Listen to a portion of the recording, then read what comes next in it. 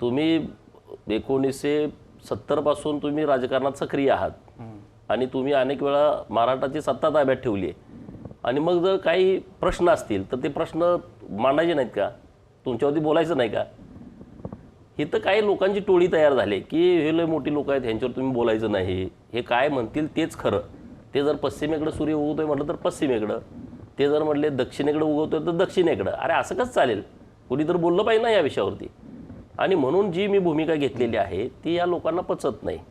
आम्ही कोणीतरी मोठे नेते आहोत, मग तुम्ही असं कसं काय बोलू शकता, ह्यांच्यावरती तुम्ही बोलायचं नाही.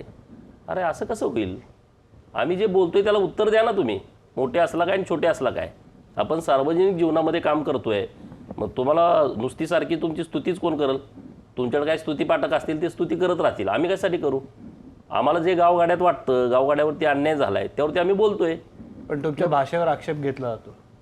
हे बघा, भाषेवरती आक्षेप घ्यायचा विषय जेव्हा मी ग्रामीण भागामध्ये राहतो, ग्रामीण भागातली भाषा तशी आहे ना. मी काय कुठं काय शहरात राहायला नाही. सदाशिव पेठेत मी वाढलो नाही ना, मी नाकातनं आवाज काढून बोलायला. अरे मी गावाकडं राहिलोय तर माझी गावाकडचीच भाषा येणार ना.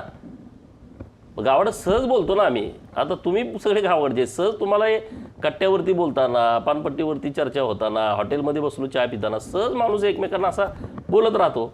समजा मी ते बोललो, बरं ठीक आहे, माझा एखादा शब्द असेल तो बाजूला ठेवा ना. पण जेव्हा मुद्दा येतो त्याच्यावरती तुम्ही चर्चा करा.